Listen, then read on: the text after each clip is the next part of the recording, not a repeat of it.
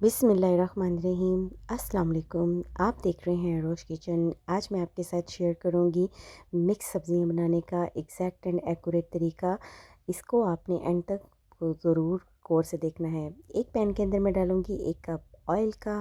जब मेरा ऑयल गर्म हो जाएगा तो मैंने इसके अंदर डालने हैं 2 दरमियाने प्याज। प्याज आपने बारीक काटने हैं और जब आप ऑयल के अंदर डालेंगे तो आपने सिर्फ इसको हल्का सुनहरी करना है। प्याज को हमने ज़्यादा ब्राउन नहीं करना, ये बहुत ज़रूरी है। अगर आप मेरे चैनल पर नए हैं तो आपसे रिक्वेस्ट है कि मेरे चैनल रोज़ किचन को सब्सक्राइब करें।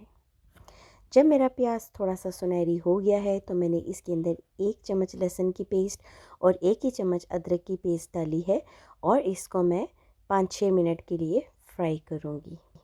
अब हम डालेंगे 2 दरमियाने साइज़ के टमाटर। इसको हम भूनेंगे और इसको अच्छे तरीके से मैश करेंगे। भूनने के दौरान कुछ ही देर में हमारे टमाटर अच्छे तरीके से नरम हो जाएंगे।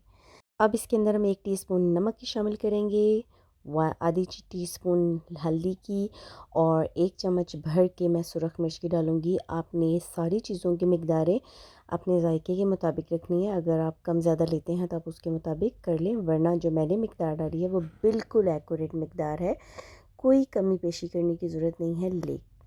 अच्छा, भूनने के दौरान मैंने थोड़ा-सा पानी भी शामिल कर दिया ताकि मेरे जो टमाटर हैं वो अच्छे तरीके से मैश हो जाएँ, अच्छे तरीके से हल हो जाएँ। वीवर्स, कभी भी आप खाना पकाएं तो उसमें नमक मिर्च वगैरह हमेशा अपने जायके के मुताबिक डाला करें। अब मैं शामिल करूँगी 1 किलो गाजरें, 1 किलो मैंने मटर लिए हैं और 1 किलो मैंने आलू डाले हैं। आलूओं को मैंने छीलने के बाद अच्छे तरीके से धोकर पानी में भिगो दिया था। पानी में भिगो के रखने का ये फ़ायदा होता है कि हमारे आलू काले नहीं होते हैं, मतलब कलर उनका ख़राब नहीं होता। तो इस वजह से आप पानी में कभी भी आलूओं को बनाएं तो पानी में भिगो कर रख दिया करें छीलने के बाद। अब हम इन सारी चीज़ों को अच्छे तरीके से मिक्स करेंगे और हम इसके अंदर डालेंगे 1 प्याली पानी का।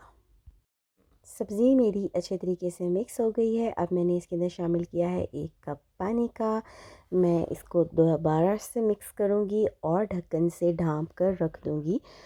आँच का आपने ख़ास ख़्याल रखना है। आपने अपनी आँच दरमियानी रखनी है, ना बहुत हाई होनी चाहिए, ना ही बहुत लो होनी चाहिए।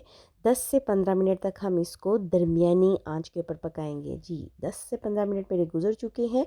अब मैंने जब अपने ढक्कन को हटाया है तो अब मैं इसके अंदर शामिल कर रही हूँ 1 टेबलस्पून ज़ीरा का, क्योंकि मेरी सब्ज़ी की मिकदार ज़्यादा है।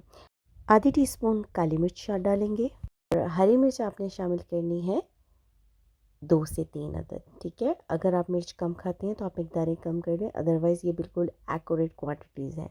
सब्ज़ी को हम अच्छे तरीके से मिक्स करेंगे ताकि ज़ीरा और मिर्ची अच्छे तरीके से मिक्स हो जाए और इसके बाद हम इसके अंदर शामिल करेंगे धनिया। धनिया हमारे खानों की शान होती है, हमारी खानों की पहचान होती है। अब मेरी सब्ज़ियाँ मिक्स हो गई हैं, मैं अब इसके अंदर शामिल कर रही हूँ धनिया। धनिया को भी मैं मिक्स करूँगी और मैंने 5 से 7 मिनट तक के लिए इसको अच्छे तरीके से भूनना है। टेंशन फ्री होके भूनें। बड़ी प्यारी सी हमारी ये सब्ज़ी बनेगी, इस कदर लजीज होती है कि आप यकीन मानें कि सारे उंगलियां चाटते हैं। मुझे उम्मीद है कि आपको मेरी वीडियो अच्छी लगी होगी। अगर आप मेरे चैनल के ऊपर नए हैं तो आपसे रिक्वेस्ट है कि मेरे चैनल रोज़ किचन को सब्सक्राइब करें। और हाँ, अगर आप फैमिली छोटी है और आप थोड़ा सालन खाते हैं तो आप इनकी मिकदारें आधी करके भी पका सकते हैं। नेक्स्ट वीडियो तक के लिए अल्लाह हाफिज़।